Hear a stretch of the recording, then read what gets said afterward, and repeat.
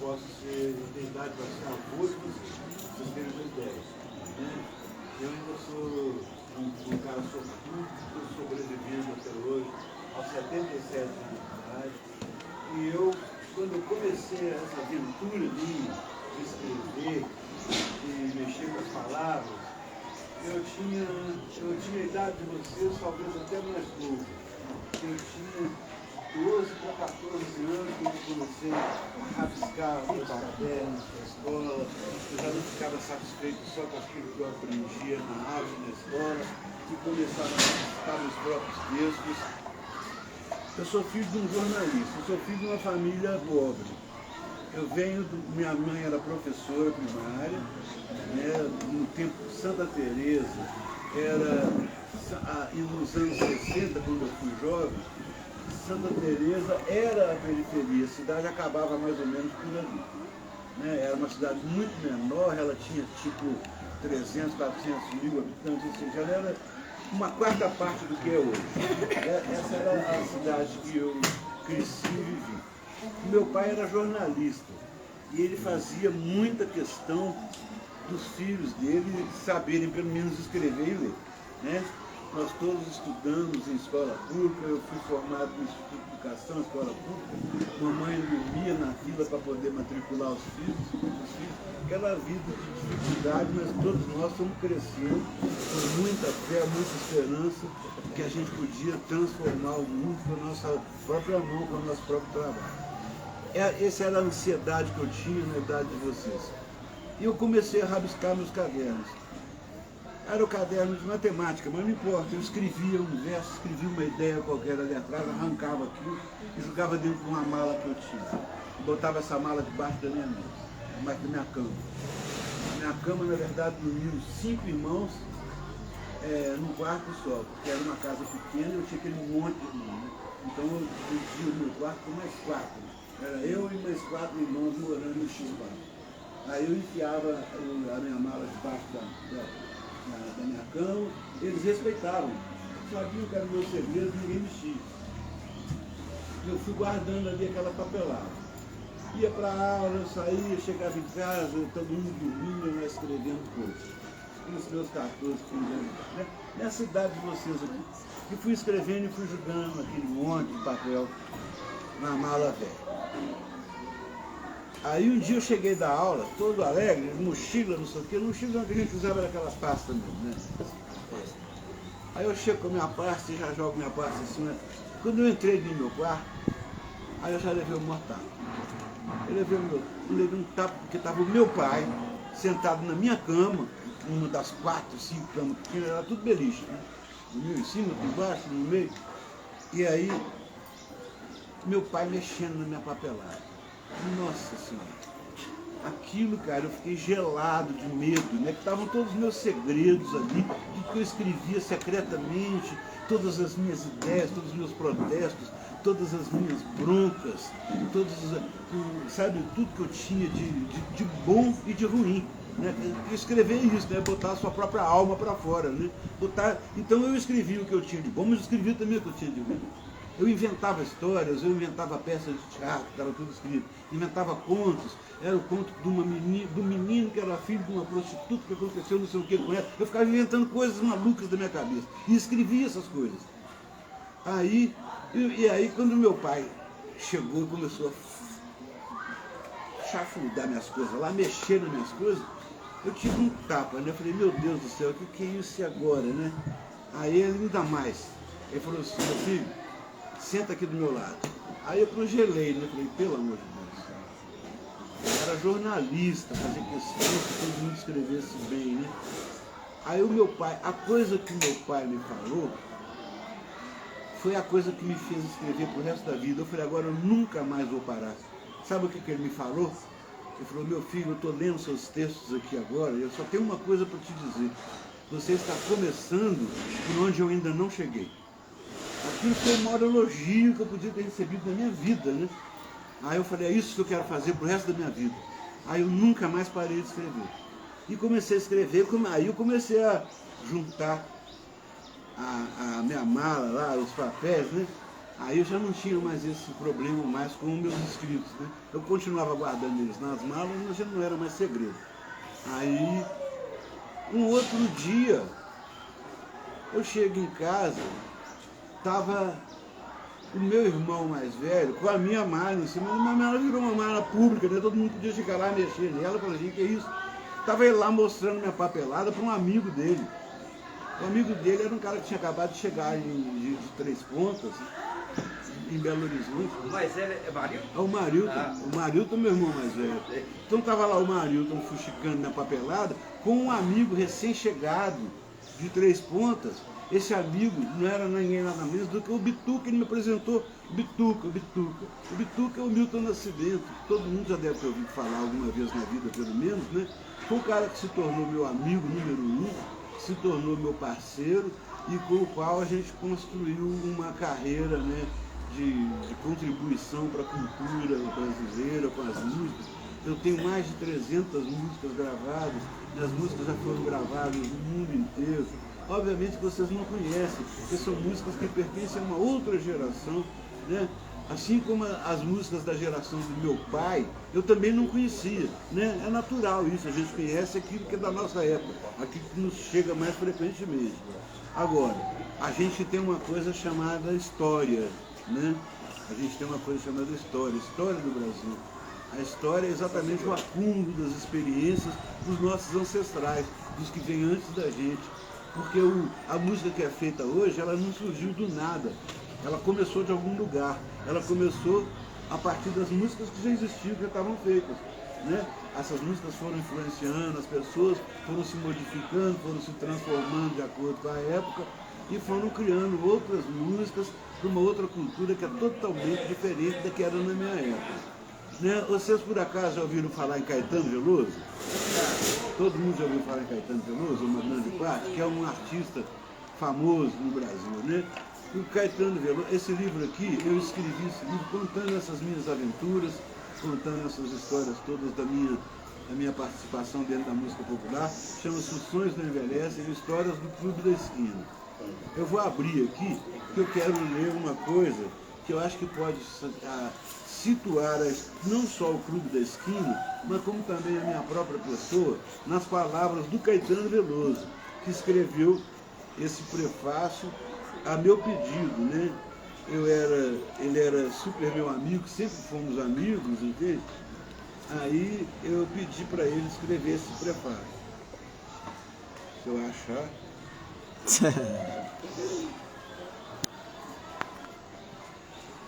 O Caetano, vocês não viram lá no slide ontem não, no PowerPoint não. Vocês viram o Milton, né? Foram. O Milton fez esse espetáculo agora no Mineirão, né, que encheu o Mineirão, passou na Globo, etc., né, que foi a despedida dele. Foi a última sessão de música que ele fez, foi a última vez que ele pisou no palco. E eu estava presente quando ele pisou no palco pela primeira vez. Agora ele se despediu dos palcos aos 80 anos, para vocês terem uma ideia. A primeira vez que ele pisou no palco, eu estava junto, ele tinha 21. Né? Então, são tipo 59 anos de carreira. Né? É uma longa história. Aí eu vou ler aqui o prefácio do Caetano, que situa o Clube da Esquina, situa o Milton e me situa, nas palavras do Caetano Veloso. Nos anos 70, um grupo de mineiros se afirmou no cenário da música popular brasileira com profundas consequências para a sua história, tanto no âmbito doméstico quanto no internacional. Eles traziam o que só Minas pode trazer, os frutos de um paciente amadurecimento de impulsos culturais do povo brasileiro, o esboço, ainda que muito bem acabado, de uma síntese possível. Minas pode desconfiar das experiências arriscadas e, sobretudo, dos anúncios arrogantes de duvidosas descobertas, mas está se preparando para aprofundar as questões que foram sugeridas pelas descobertas anteriores, cuja validade foi confirmada pelo tempo. Em Minas, o caldo engrossa, o tempero entranha e o sentimento se verticaliza. Márcio Borges é a pessoa indicada para escrever sobre essa experiência daqueles garotos mineiros nos anos 70, não apenas por ser ele próprio um dos letristas mais atuantes e representativos do grupo, mas por ter sido ele a induzir Milton Nascimento a compor. E Milton Nascimento foi e é o polo, o elemento catalisador, o próprio lugar de inspiração do movimento. Quando Milton surgiu no festival da TV Excelsior de São Paulo, cantando uma composição de Baden-Powell, o Gilberto Gil, amigo dele, me chamou a atenção para a originalidade do seu talento. Com essa observação, Gil viria a confirmar quando ouviu as primeiras composições de Milton. Eu, no entanto, se fiquei impressionado com a presença pessoal do colega recém-chegado, sua beleza nobilíssima de máscara africana, sua atmosfera a um tempo celestial e triste, sua aura mística e sexual, não fui capaz de detectar a grandeza musical do seu trabalho no primeiro momento. Vi-lhe a seriedade de intenções e sinceridade de tom desde sempre. Mas eu sou baiano e, como isso, sou amante das aparências. E estava engajado num programa de regeneração da música brasileira através da carnavalização do deboche. Ele está falando da Tropicália, que foi um movimento que ele inaugurou e ele fez. Que foi isso, carnavalizando e debochando, que na verdade abriu um caminho para essa moderna música, até inclusive abriu um caminho para o funk, para o reggae, para o rap, para um monte de manifestações que são da época de vocês, foram abertas pela Tropicália, pelo Caetano, que é esse momento que ele está falando aqui, né? Da carnavalização do deboche e do escândalo, através da paródia e da autoparódia, todos elementos muito comuns ao rap, né? E não via naquilo muito além de um desenvolvimento do que o Edu Lobo já vinha fazendo de interessante. Ou seja, um desdobramento da bossa nova que abrangia estilizações de formas nordestinas. Claro que em breve veriam muito do que nós baianos tínhamos sublinhado, a saber, o rock, o pop, sobretudo os Beatles, além da América Espanhola, também estava incorporado ao repertório de interesses de Milton.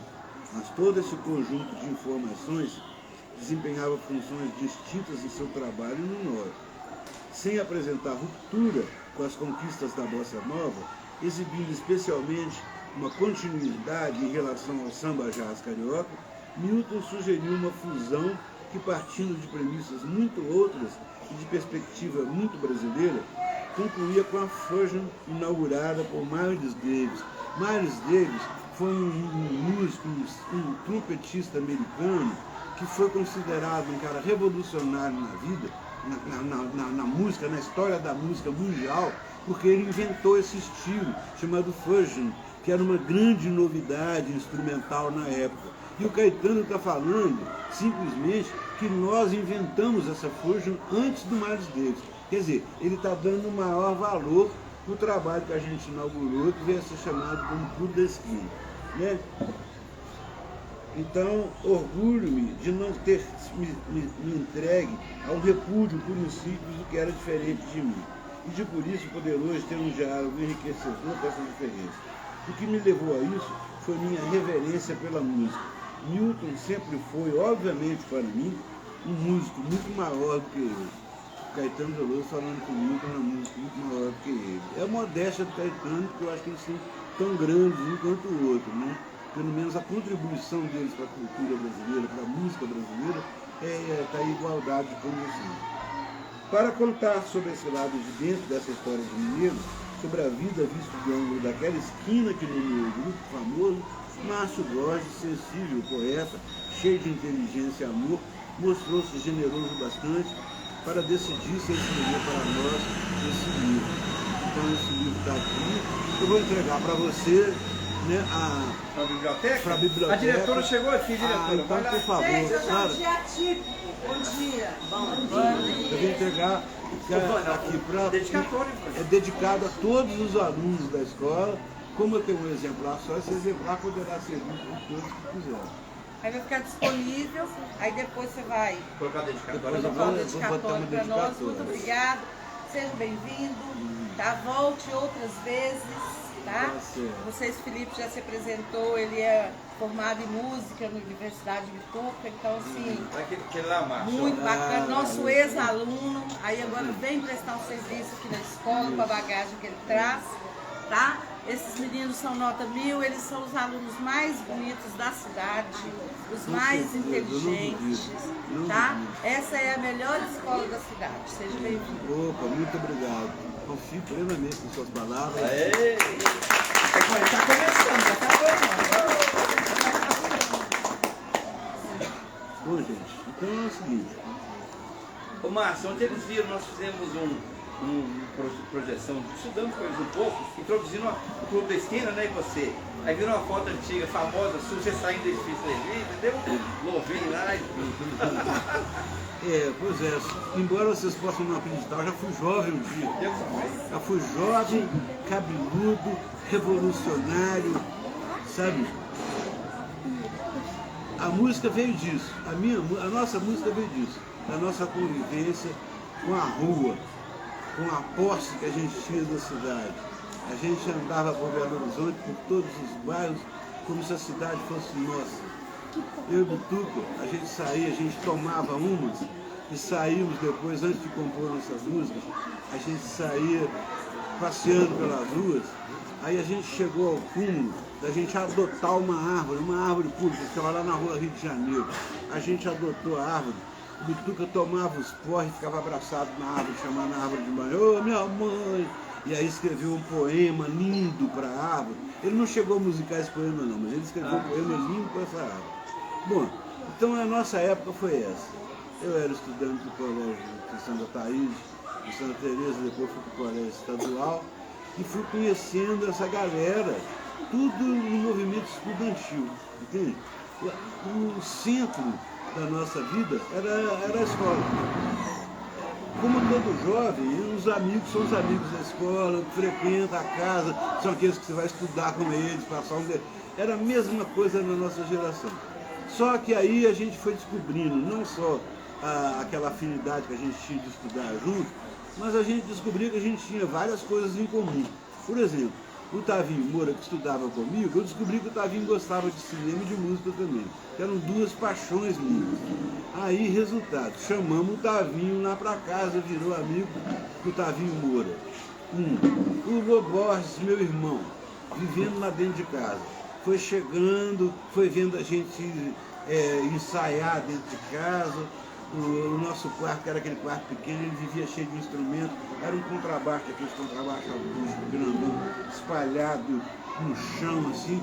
O meu irmão Telo, que tinha uns 6 anos de idade, que depois virou músico e compositor também, participante do Clube da Esquina, mas nessa época ele era pequenininho. Essa história durou anos para acontecer, né? Aí o Telo, ele sentava, igual eu estou sentado aqui, ó.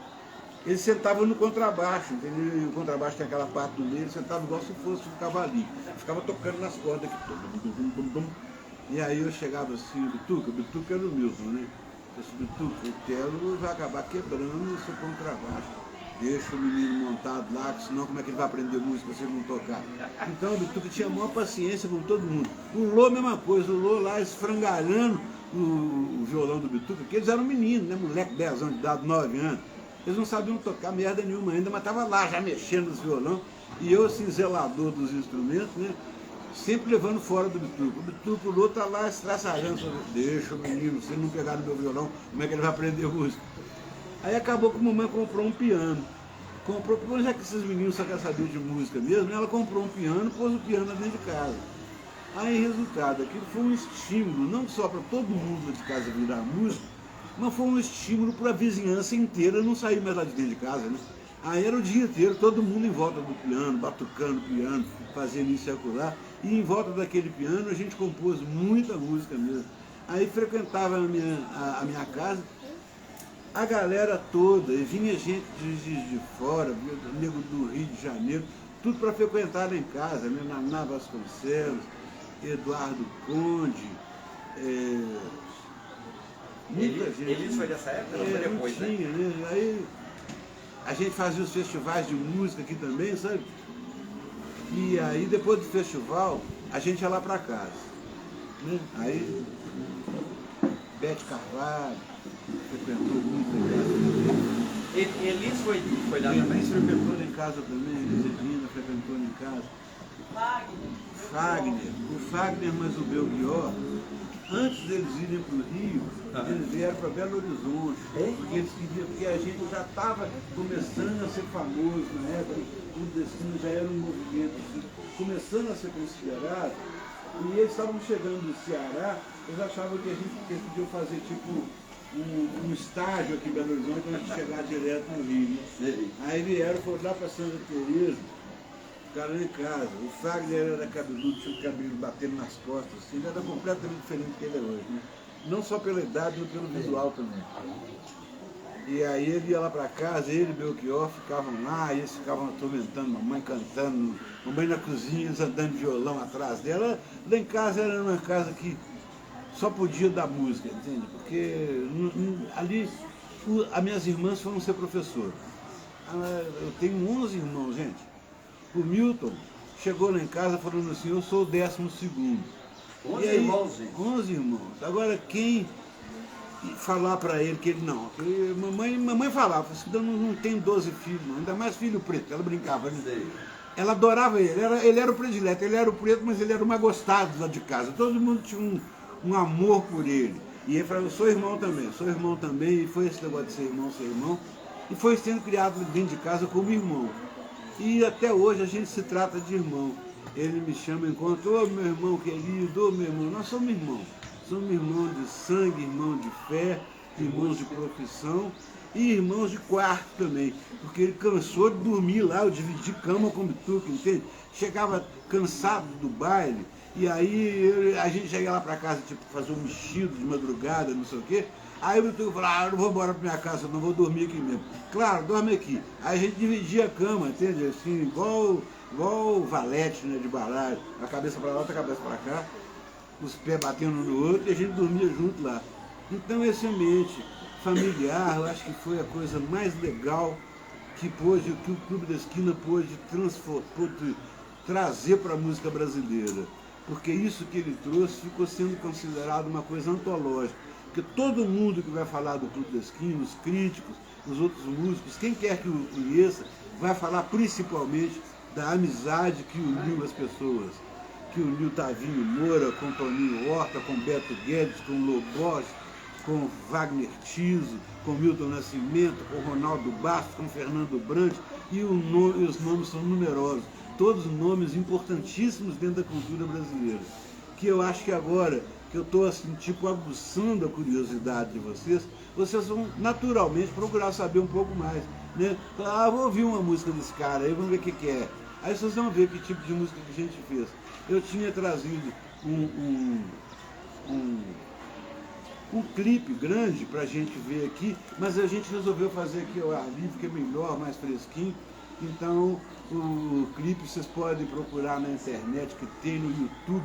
Vocês digitam Clube da Esquina no YouTube ou no Google, vai aparecer 1 milhão de informações, muito mais do que eu posso falar aqui agora. Então, o meu papel aqui foi, assim, simplesmente aguçar a curiosidade de vocês para saberem a respeito da nossa própria história. Porque quem sabe da própria história, quem sabe da história do seu próprio país, não incorre nos mesmos erros do passado. Tem mais chance de usar aquilo como um trampolim para fazer coisas mais brilhantes no futuro. Então, eu acho que a importância do passado é exatamente jogar uma luz sobre o presente. A gente entender por que nós estamos vivendo esse momento aqui agora. É porque teve Tiradentes lá atrás, é porque teve não sei quem, é que teve Pedro II, teve Pedro I, teve o Clube da Esquina, teve Tropicália, teve Jovem Guarda, teve um monte de coisa acontecendo na música, para a música chegar a ser a que é tocada hoje. Tudo tem história, tudo tem sequência, nada cai do ar assim, de uma hora para outra. Então, esse trabalho que eu estou fazendo aqui, de aguçar a curiosidade de vocês, é que vocês peguem. Todo mundo tem celular, vocês têm um mundo de informação na palma da mão. É só pegar e clicar lá no Google. Clube Milton Nascimento, Márcio Borges, Clube da Esquina, Clube da Esquina. lê um pouco. E aí vão nas músicas, porque aqui eu estou falando, e eu fiquei conhecido no mundo e no Brasil, não foi porque eu fiquei falando, não, foi porque eu escrevi músicas, entendeu? Minhas músicas é que correram o mundo. Minhas músicas realmente correram o mundo. Se vocês querem saber a importância do Clube da Esquina, o Clube da Esquina tem fã-clube no Japão. No Japão tem lá o fã-clube da Esquina, que tem toda a nossa iconografia, toda a nossa discografia, toda a nossa história, toda a literatura em torno do Clube da Esquina, tudo lá. Os caras alugaram um prédio de 4 andares em Tóquio e um dos andares é curso de português.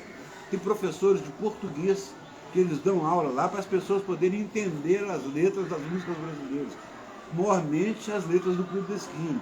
Então, para vocês verem a importância disso que nasceu aqui, rodou o mundo e que, possivelmente, vocês poderiam passar uma existência inteira e nunca ouvir falar. Você vê como é que são as coisas, como é que tudo na vida da gente, a gente tem que romper nossas bolhas. A gente tem que procurar sair do nosso mundinho e ver o que está rolando no planeta Terra. Porque está rolando muita coisa. Então isso eu acho que era a coisa mais importante que eu posso fornecer para vocês jovens, moços. Entende? Porque na minha idade eu comecei contando essa história de como eu comecei a escrever por causa disso mesmo.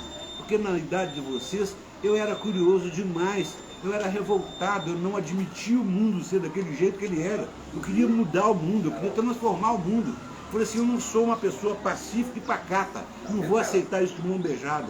Então, como eu não podia fazer nada, eu era um menino pobre da periferia, o que eu podia fazer? Era protestar pela minha voz, pelo meu texto, pela minha escrita. E era isso que eu fazia. Eu vomitava aquilo tudo e botava para quem quisesse.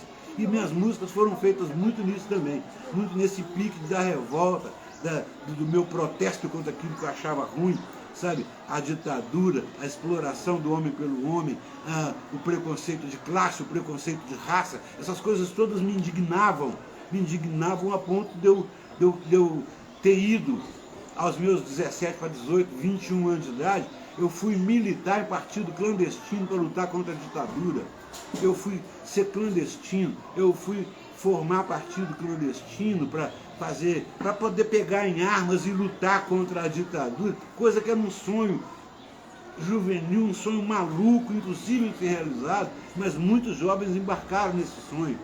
Eu tinha uma amiga, que era minha amiga íntima, que ela era da minha sala, a gente andava junto para baixo e para cima, que ela partilhava desse sonho comigo, e ela foi para o partido clandestino, e ela foi torturada e quase morta, mas ela deu uma volta tão grande por cima que ela se transformou em presidente da República, a Dilma Rousseff, minha amiga. Ela também tinha esse mesmo ímpeto de não aceitar nada passivamente. Então é isso que eu acho que é a chama que tem que incendiar mesmo, que o futuro está na mão de vocês, mas ele está na mão de vocês, sabe por quê? Porque vocês são o presente, é porque vocês são o futuro, não, vocês são o presente é isso. Então o futuro naturalmente vai estar na mão de vocês, porque se vocês pegarem esse futuro e falarem assim, eu vou fazer o futuro para mim que eu quiser, eu sou capaz, não importa se eu vivo aqui, se eu vivo acolá, se eu sou isso, se eu sou aquilo, eu vou vencer pelos meus próprios méritos e vou fazer e vou mudar o mundo naquilo que eu puder mudar. Entende? Então acho que esse era o ímpeto que eu acho fundamental para a juventude. Fundamental, sabe, a gente não aceitar nada passivamente, a gente não aceitar notícias sem conferir a notícia, não aceitar novidades sem ver a fonte de onde que vem aquilo, não acreditar em qualquer coisa como sendo a verdade que o cara está julgando na sua frente. Principalmente isso aqui, ó. Isso aqui é uma fábrica de mentira. Isso aqui é uma fábrica de mentira. Então a gente tem que prestar atenção nisso. Isso aqui é uma fábrica de mentira. Você não tem que aceitar o que está te mandando aqui não, você tem que ir procurar. Você usa isso aqui como uma ferramenta da sua procura, não do que o cara te joga. Porque aqui eu só fico julgando. Para mim, e eu acho que para todos, só jogam besteira, só jogam mentira, só jogam o que não presta. Agora, eu uso isso aqui para ir atrás do que eu quero. Por exemplo, eu digito aqui, Miles Davis, eu falei Miles Davis aqui agora, não falei? Miles Davis, um músico americano. Eu digito aqui, Miles Davis. Vai me trazer absolutamente tudo que eu quero saber sobre o Miles Davis. Entendeu? Aí eu digito aqui, Clube da Esquina. Vai me saber tudo que eu quero saber. Aí eu falo assim, movimentos políticos. Vai me trazer tudo. participação popular, tudo, partidos políticos, ou seja, a informação que você precisar, você pode buscar aqui. Mas agora, o que vai acontecer é o seguinte, eles vão te dando informação, você vai aceitando, vão te dando informação, você vai aceitando. Então, o outro conselho, busquem vocês próprios a informação que lhes interessar. Não vai aceitando tudo de mão beijada, falar, então tá, não é isso não. Fala assim, eu quero saber quem é fulano de tal, eu quero saber quem é o presidente da República, eu quero saber o que esse cara já fez, o que não fez. Porque, na verdade, entende? É isso que eu falei, torno a repetir. O nosso passado é o que vai iluminar o nosso futuro, entende? Para a gente não incorrer nos mesmos erros, para a gente aproveitar coisas geniais que tem no Brasil e que não foram divulgadas porque ficaram lá atrás perdidas. Por quê? Porque a imprensa, a televisão, não sei o quê, só noticiou aquilo que interessava a ela e não aquilo que interessava a você como ser humano. Agora, você vai atrás daquela informação, está lá, ela existe. Então, o mais importante de tudo é a curiosidade. É querer saber por que está fazendo aqui, por que nós estamos sentados aqui agora, sabe? É isso que eu acho que é a coisa. No mais, é a minha história. Ela é uma história que eu vou ficar aqui falando sobre 300 músicas. Eu tenho 300 músicas gravadas. Essas músicas foram gravadas por dezenas de nomes que vocês provavelmente jamais ouviram falar. Entendeu?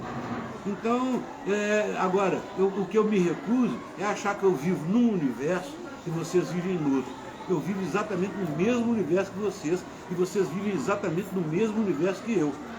Então, eu tenho que lançar minha ponte indo atrás da informação, que é a informação da geração de vocês. Eu vou atrás delas. Eu vou atrás dessa informação. Eu vou atrás do rap, eu vou atrás da Anitta, eu vou atrás do que rola. Eu vou atrás de tudo, por quê? Porque eu sou curioso, eu não vou aceitar só a minha geração. A minha palavra não é a verdade total, não. O que está rolando. E tem sentido e faz sentido rolar. Agora, importante é a gente saber que isso faz parte de um processo que está dentro de uma história. E a história é que é a coisa mais importante. Porque nós estamos dentro dela também. E quanto mais a gente conhece a nossa própria história, mais a gente é senhor de si. Mais a gente sabe decidir. Mais a gente sabe na hora H optar. Não vou fazer isso, não vou fazer aquilo. Não vou fazer aquilo por quê? Porque isso aqui a história já provou que dá errado. Não, mas precisa saber. Então, ir atrás do conhecimento é uma coisa super importante. Eu acho que era o que eu poderia trazer para vocês agora. Posso responder o que for, a pergunta que for. E ainda tenho...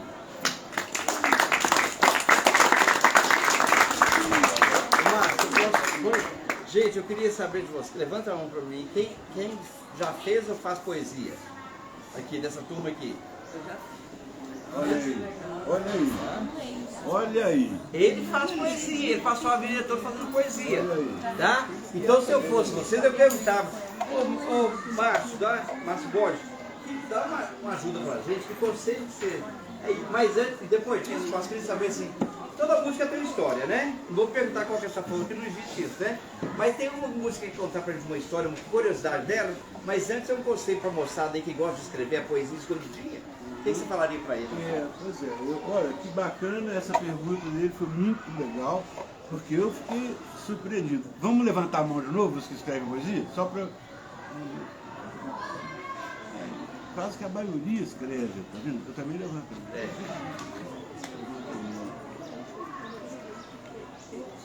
Quem tem coragem de chegar aqui e falar um poema que escreveu? Eu tenho coragem de falar as minhas. Aí, nossa. Eu vou falar, então eu vou começar dando um exemplo. Eu vou falar, mas vocês, agora eu quero esse compromisso. Quem é que vai falar depois de mim? Quem? Aquele negócio que eu falei, gente, tem que ter coragem, porque se não fosse meu pai ter descoberto meus textos, eu estava jogando texto dentro da mala até hoje, nunca mais ninguém tinha ouvido falar de mim. Se você vai falar, então tá, eu vou falar então, eu vou começar e você começa. Tá? Ou que é o contrário, você fala e eu falo depois. Gil, vai falar. Posso falar?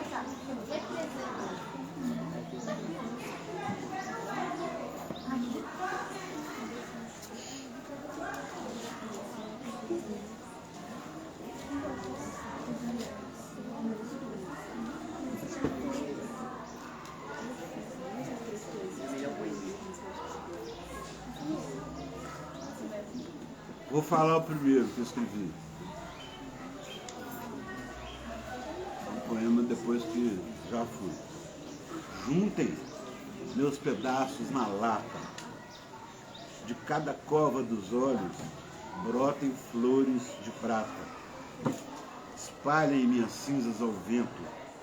Só meu amor deixem só ao solitário relento. Ou podem contar outra história. Era uma vez um poeta que nunca perdeu a memória.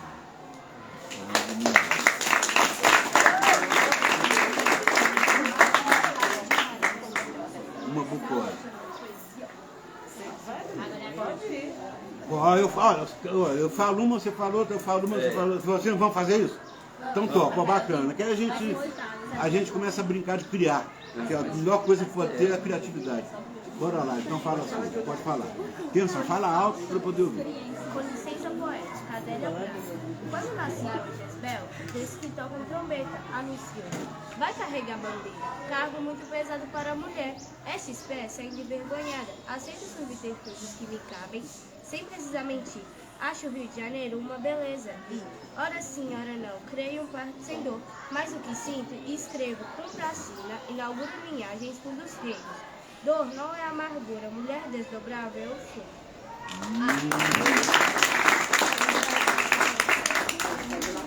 Aí eu vou ler hoje. Aí eu falo mais uma e alguém falou. Então, a minha agora é assim. A minha é bucólica.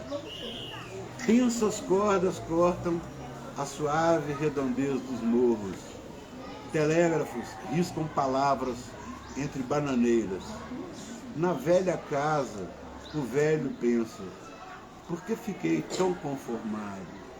Por que fiquei tão deformado? Alheio das guerras e seus intervalos, talvez aprenda a ler segredos da calma musculatura dos cavalos.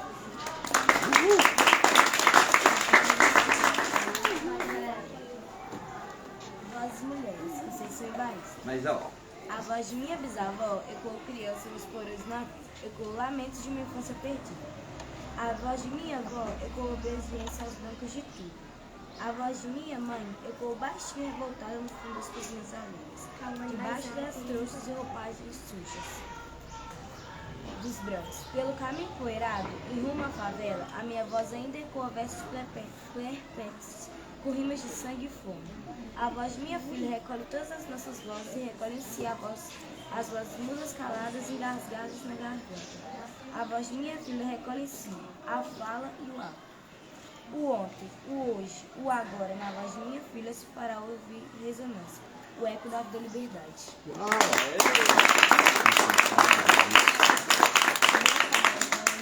Então a minha. Então tá. Então a minha. Instrumento.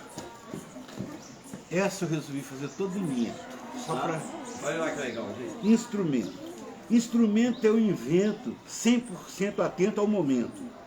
Vou rimar tudo em ento, porque eu sou bicho peçonhento. No instrumento eu arrebento.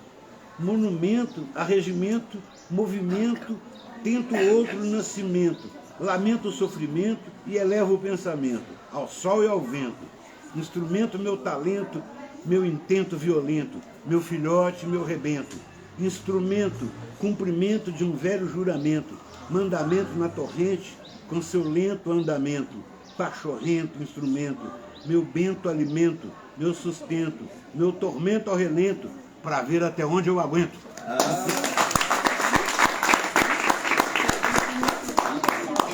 Sofia, lava prato, Sofia? Hein? Quem mais? Coragem? Uai, eu tô tendo maior coragem aqui, gente. Imagina. Olha, deixa eu te falar uma coisa. Você conhece todo mundo aqui, imagina eu que não conheço ninguém. Fala alto e bonito. Tá bom, não vou mais lavar os pratos, Cristiano Sobral. Não vou lavar mais os pratos nem limpar a poeira dos móveis, sinto muito, comecei a ler. Abri outro dia um livro e uma semana depois decidi não levo mais o lixo para a lixeira e nem arrumar a bagunça das folhas que caem no quintal. Sinto muito, depois de ler, percebi a estética dos traços, a estética dos traços e a ética a estética.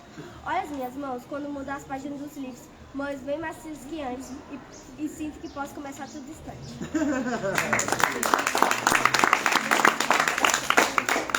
Então tá boa.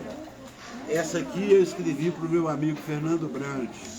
Quando o Fernando faleceu, aí me chamaram para escrever umas palavras para ele, né, lá no dia da comemoração da homenagem que os músicos estavam fazendo para ele. Eu não consegui escrever, mas de madrugada, aí um passarinho, foi uma brincadeira, um passarinho passou na minha janela e ele ficou piando na minha janela e eu falei, essa é a minha inspiração. Era à noite, era a tal da lua de sangue, né? Aquela lua grande que fica no céu vermelho, que chama de lua de sangue. Na verdade, eu nunca tinha visto uma lua de sangue e acabei não vendo também.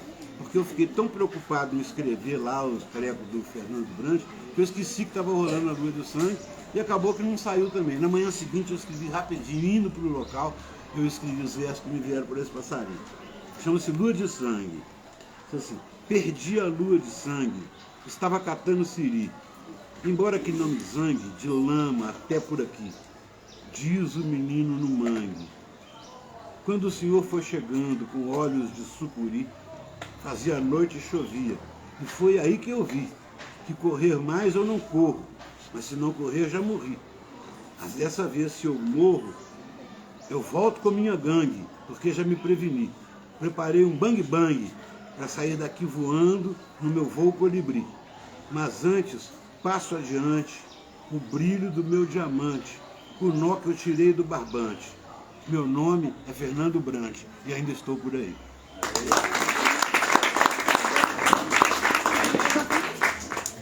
Mais uma? Bora lá.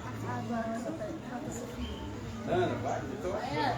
Vai, Vitória. Só as meninas que estão falando, os meninos estão tudo quietos. Esse cara tem cara tão quieto. Aposto que você faz. Ela que vai falar. Quem faz rap aqui? Quem faz rap aqui? Tem algum rapper aqui? Não. Então, fala um rap seu. Felipe, você faz poesia, não? Fala um rap seu. Você não tem? Não tem ou não quer falar? Tem alguém que tem rap aqui, gente? Porque, olha, eu sou aberto a todos os gêneros, adoro rap. Tenho um grande amigo, que aliás é daqui da comunidade. Quem sabe? Vocês não conhecem. Adivinha? Flávio Renegado. Flávio Renegado daqui. Flávio Renegado é meu parceiro, eu tenho muito com ele. Aqui, ó, o parceiro dele de Flávio Renegado é o Felipe. A ex-professora do Renegado aqui, ó. Nosso grande amigo. Esse aqui era o Agora eu já viajei para os Estados Unidos com o Renegado para a gente fazer esse programa. Gente, atenção, por favor. Gente, vai falar aqui, ó. Vai falar ali, ó. Silêncio. É dela? Ó, ele vai ler um poema dela, acho lindo isso. Ela está escrevendo agora. Tá. Legal. E você vai falar o quê? Esse daqui vai pro meu livro, deixa quietinho. Você está filmando. Interessante. Ana quer falar, Márcio. A Ana quer falar. Vai, Ana. Vai, Ana. Fala aí.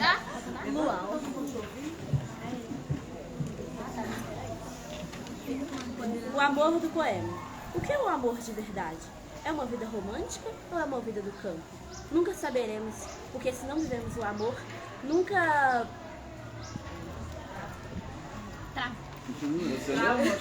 Nunca saberemos, porque a vida é romântica para viver no campo.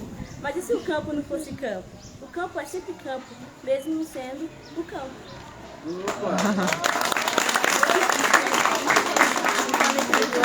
Isso aí, olha.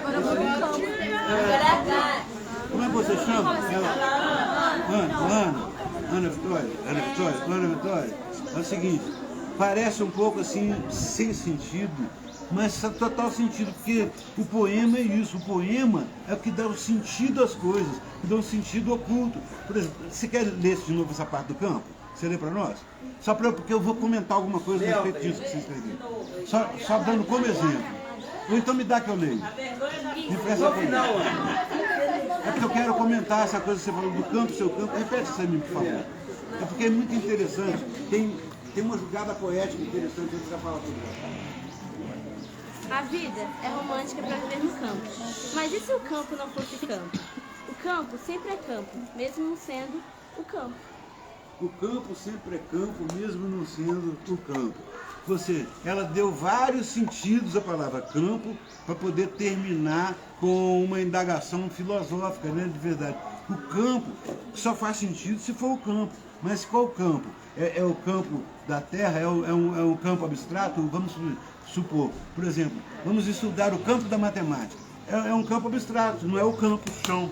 Né? Então eu acho que quando você fala o campo, e o campo, você traz esses sentidos vários da palavra campo numa palavra só. E isso é pura poesia. A poesia trata disso mesmo, de você dar sentidos ocultos àquela palavra mais comum que a gente fala no dia a dia. Por isso que a gente rima, por isso que a gente busca na poesia a mágica, né? Aquilo que ela pode convencer, que ela pode emocionar, além da linguagem comum, que é a linguagem que a gente fala. Ana, gostei muito do seu poema, gostei de todos até agora, mas também resolvi falar dele, porque ele me atraiu essa coisa do campo sendo campo, mesmo campo. Quer dizer, então parece que é só um jogo de palavras, mas ela está puxando a atenção, mesmo que não seja a intenção dela, quando ela coloca dessa forma, você puxa a atenção do ouvinte, do leitor, para os vários significados possíveis da palavra campo. Né? Isso é poesia. Isso aqui se chama Bandeira do Porvir. Calma pra mim. Agora eu vou falar a mim.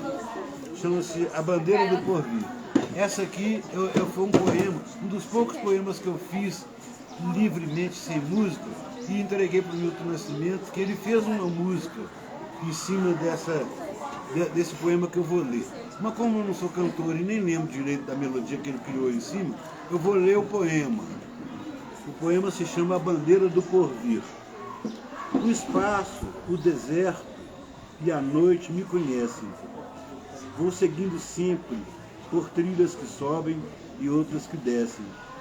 Meus olhos lá no céu veem a nuvem desfraldar ao léu uma bandeira que ela mesma borda e pinta. Aqui na estrada eu sou a espada, o papel e sou a tinta que vai pintar na casa dos ventos a bandeira do porvir. Porque o que está por vir é só chamar, virá como flechas caindo sobre o mar. Amanhã o verbo ser, o verbo amar.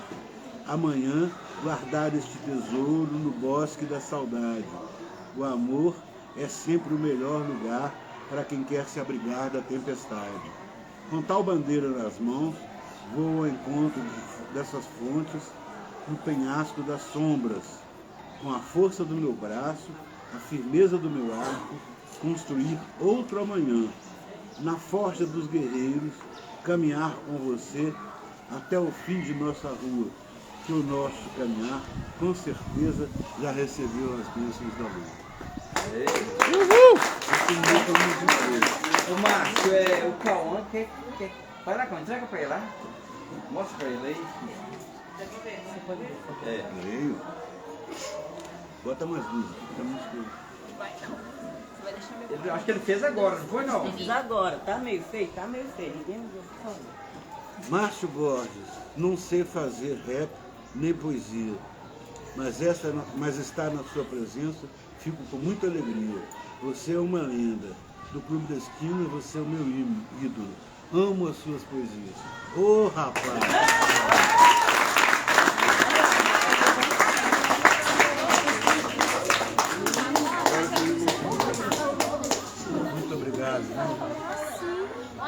Oi. Você tem que perguntar pra ele, uai. Ó, eu sou muito emotivo. Pergunta pra ele, juro. Eu vou ficar dando vexame aqui não, mas eu sou muito emotivo. Como é que você chama? Cauã Lucas. Cauã Lucas me emocionou aqui agora. Aí. Ô, gente, isso é poesia. Quando a gente toca ao outro pelos sentimentos, é a função da poesia. Isso é a função da poesia. Você vê que ele usou as palavras dele de uma forma que não era só um papo, né? Ele me comoveu, ele falou coisas. Isso é poesia. Isso é poesia. E isso qualquer um sabe fazer, isso não aprende na escola não. eu estava fazendo secretamente com 12 anos de idade, ninguém estava me ensinando não, mas eu tinha, eu falava, eu já sei, eu estou fazendo porque eu vou ficar cada vez melhor. Quando meu pai me falou aquilo, né, não, você está começando por onde ainda não cheguei, claro que era um exagero dele, ele estava querendo me estimular, mas aquilo valeu para o resto da minha vida, que até hoje eu falo isso e me emociono, e até hoje quando eu falo isso eu falo, nunca mais vou parar. Estou com 77 anos de idade. A última coisa que eu vou estar fazendo quando eu morrer vai ser um pedaço de papelzinho qualquer, escrevendo qualquer verso a respeito da morte. Vamos saber. Ô, Calma, você quer perguntar pra ele, Calma? Pergunta aí. Fala porque a gente queria cantar a música que a gente ia cantar desse filme. Quero sim. Pode ser. Mas a música é longa, então canta uma parte só. Qual vocês vão cantar? Vamos aí.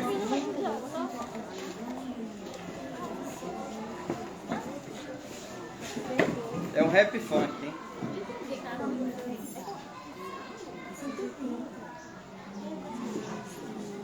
Um, dois. Vamos? De pé. Não, peraí. Não, Júlia. Vamos de pé, Emily, vamos? Emily, de pé. Todo mundo que eu participar. Sara, vamos? Ô, gente, tem que ser um pouquinho mais rápido aí, vamos? Um, dois e já!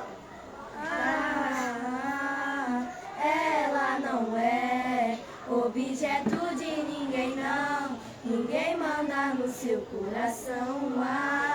Ela não é objeto de ninguém, não. Ninguém manda no seu coração. Em mulher não se bate nem com flor. Eu dedico pra elas esse flow. Para de ser covarde, bater não faz parte. Perdeu o respeito, sai fora, acabou meu sou. Já me avisou que a filha dele nunca apanhou. Então fica à vontade, relaxa que bate. Quero respeito, sai faz favor. Mulher é saco de bancada. Então mano, cê pega a visão. Tá com raiva, sai fora de casa. Agredir nunca foi solução. As mentiras atrapalham. Paciência e fica firmão. Essas brisas de tapa na cara começou com simples só deixar a gata viver. Você queria zoar, mas você feliz, sempre o que quis. Você largou a gatona, vai ter que deixar a gata viver. Você queria zoar, vai ser feliz, sempre o que quis. Você largou a gatona, vai ter que... ela não é objeto de ninguém, não. Ninguém manda no seu coração. Ela não é objeto de ninguém, não. Ninguém manda, ninguém manda. Ontem à noite foi chute, foi soco, foi choro pela casa toda. Entre ações e escoriações eu não vejo motivo pra tanta humilhação. Da minha posição não desejo aqui pra nenhuma pessoa.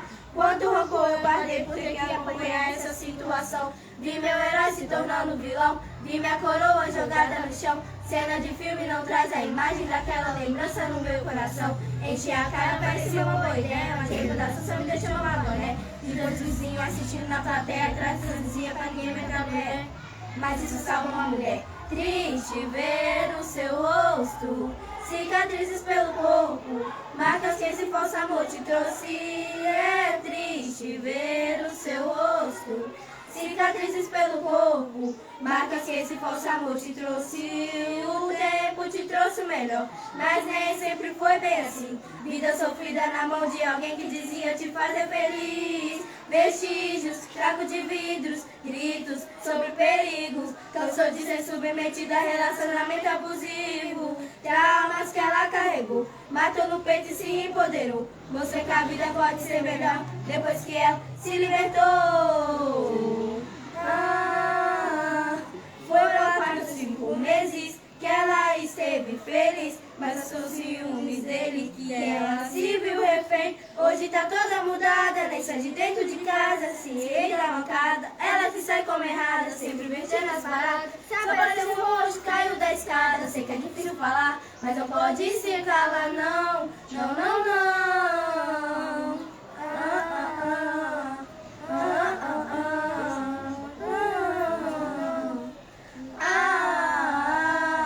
Ela não é objeto de ninguém, não. Ninguém manda no seu coração. Ela não é objeto de ninguém não. Ninguém manda no seu coração. Bibolado as caras, vê se para.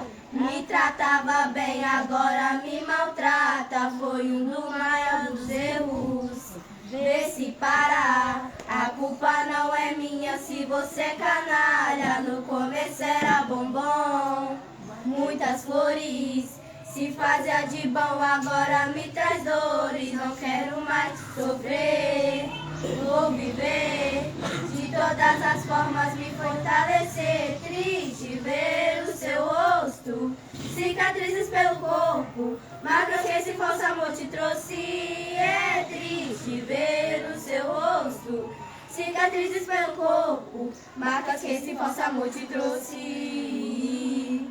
Marcas que esse falso amor te trouxe. É triste, é triste. O mundo ainda é um lugar perigoso para as mulheres, não somente por aquelas que covardemente praticam a violência, mas por aquelas que observam e deixam o mal acontecer. Se você tem consciência sobre isso, ficar em silêncio já não é mais um erro, é uma escolha.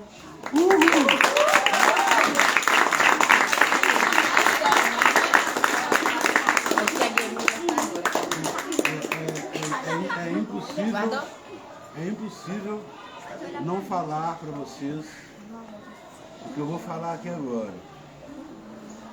E está saindo do fundo do meu coração.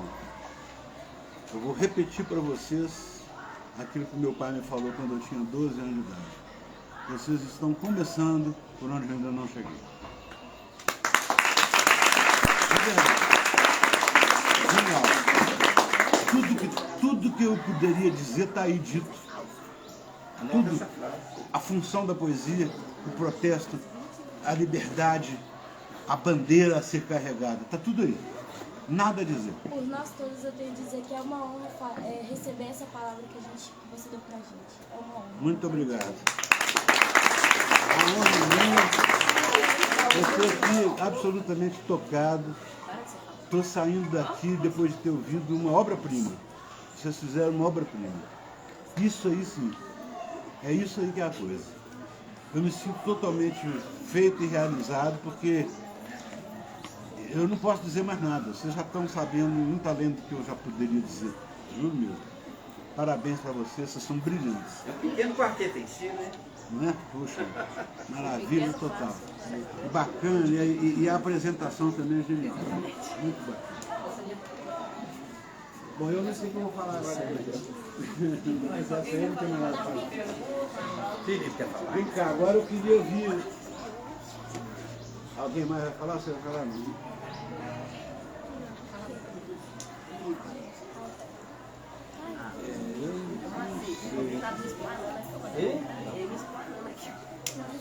Ô, gente, enquanto eu procuro, eu falo uma aqui que alguém já conhece, ó. É de Ferreira Goulart. Como dois são quatro, sei que a vida vale a pena, mesmo que o pão seja caro e a liberdade pequena.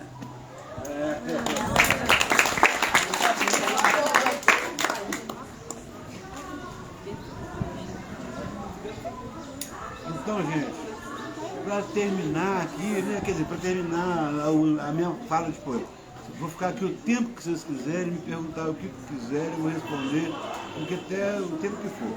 Mas para encerrar, todo mundo tem projeto de vida, né? Ah, meu projeto de vida é esse, né?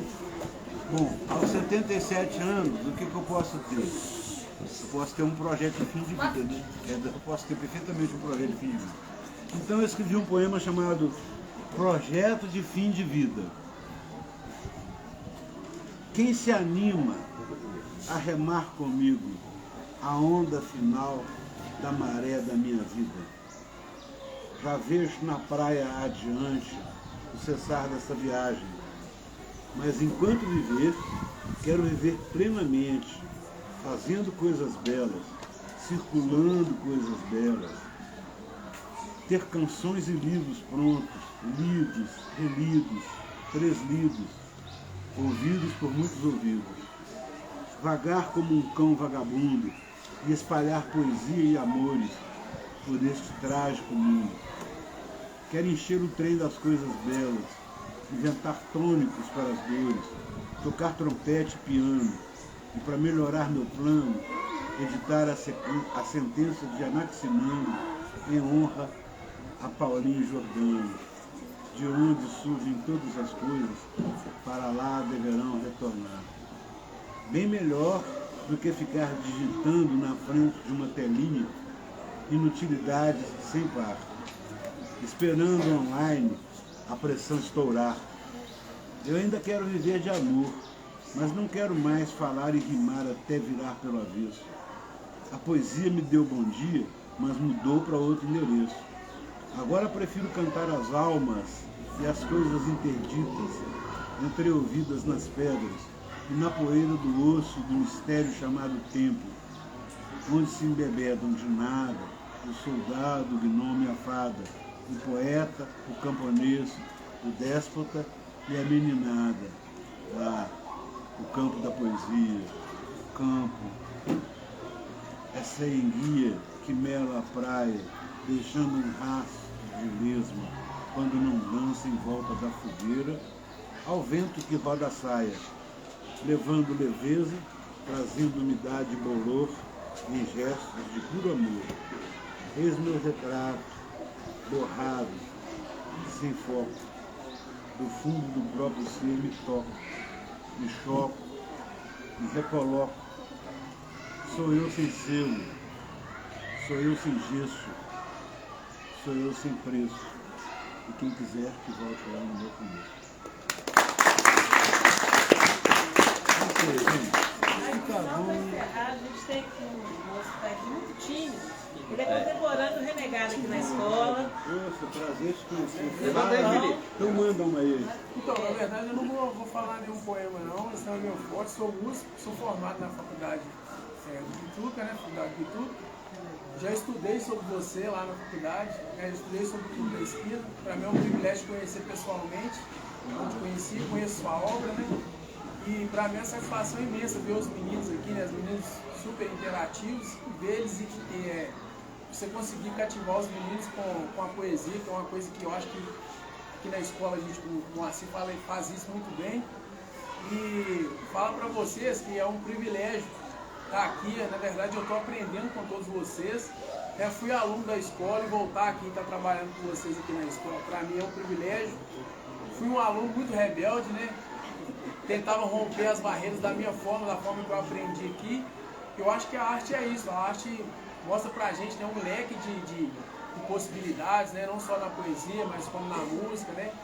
E eu sou privilegiado mesmo de ter você aqui, ter estudado durante 4 anos, ouvir falar de você e conhecer você pessoalmente, pra mim é sensacional, é um privilégio de verdade. Muito obrigado por você estar aqui. Volte mais vezes, né, mano? Você tá em qual banda atualmente? Hoje eu toco samba e choro, toco uma banda que chama Simplicidade. Mas assim, todos os campos aí, tentando, de todas as formas, como você falou, né? Eu acho que a música tem um leque muito grande, né? E eu acho que é isso, é experimentar sempre, né? Pois é. A gente quando começou, né? Eu quando comecei com o Bituca, nós éramos totalmente amadores. A gente era amador por quê? Porque a gente não conseguia fazer daquilo uma profissão. Mas a gente era amador porque a gente amava profundamente a música. Mas a gente era amador, porque a gente não conseguia sobreviver daquilo.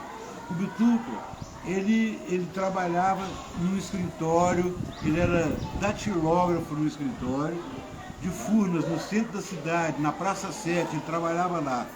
E eu ia todo dia para lá tentar tirar ele dentro do escritório. Sai daí, sai dessa merda, cara, você não pode, você vai passar o resto da vida aí sendo datilógrafo, sai desse treco. Ele, não, cara, eu tô preparando para fazer o vestibular, que eu ainda vou ser economista, chefe dessa coisa aqui. Eu falei, que nada, que economista, chefe de nada, cara, você vai ser músico, compositor, não vou ser compositor de jeito nenhum. Ele fazia música de uma forma amadora e não queria se profissionalizar. Imaginem, gente, Milton Nascimento não queria se profissionalizar como músico. É um cara que enche o Mineirão com 60 mil fãs, um cara conhecido no mundo inteiro. Os músicos de jazz são todos fãs dele. É um cara que revolucionou a música mundial, revolucionou mesmo. Pô, eu sou parceiro do cara, sou um poeta, fico escrevendo. Mas o que esse cara, Milton Nascimento, fez para a música mundial, vocês ainda vão saber. Vocês vão saber. E ele fez dessa forma humilde, dormindo, dividindo beliche comigo, entende? Se eu vinha de uma família que era aquela família de classe média baixa, pobre, ele vinha de uma mais ainda, porque ele vinha do interior de Minas. Entende? Ele morava numa pensão, eu ainda morava em casa, né? Tudo bem, era uma casa pequena, espremida, mas era a casa dos meus pais.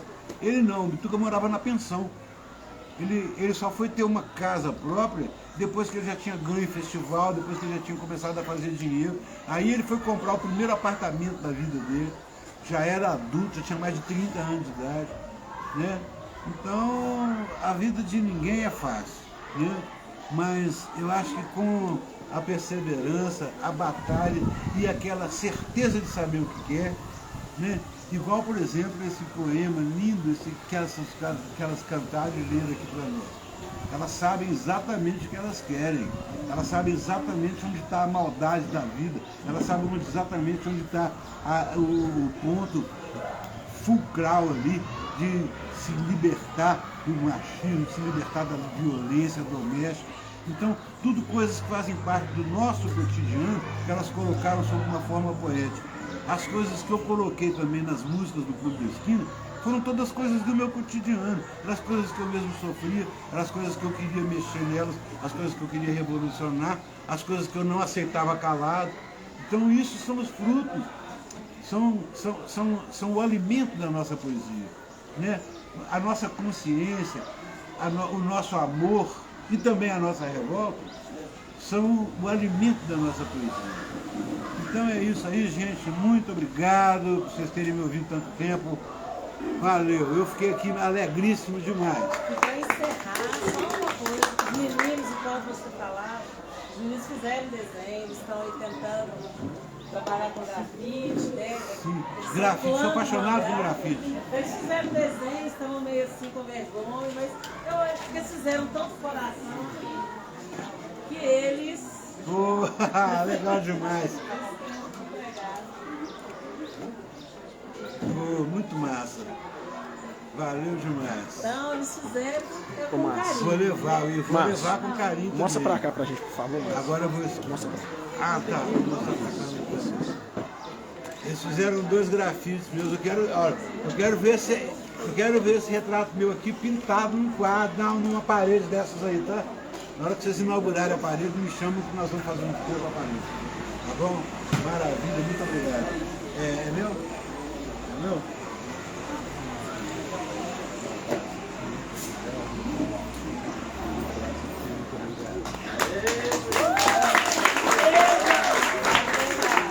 Só um aviso, quem falou gosta de poesia, está convidado e intimado para entrar no grupo participar comigo do Guardiões da Leitura, tá, gente? Então. Porque os sonhos não envelhecem. Com certeza. Nada pra mim.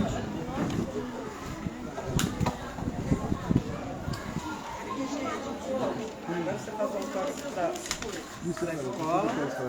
escola Israel Pinheiro, não é? Escola Municipal Israel Pinheiro. A gente vai ser organizada para eu ter que entregar para vocês um livro de Páscoa. Vocês não precisam tá? A gente vai usar direto para a atividade, todos ao mesmo tempo. Tá? E segundo, que na hora de poder ser sem a lata.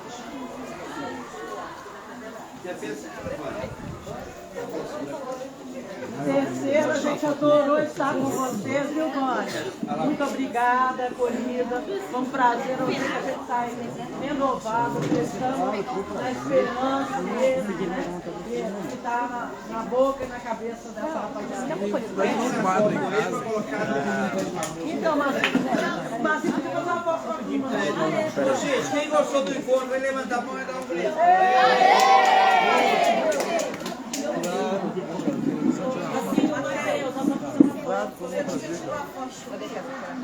Ô Carol, espera na hora que ele Vai assinar aqui. tirou a foto do Felipe? Não, eu vou dar uma entrevista para ela pro jornal dela. O jornal da volta do Felipe.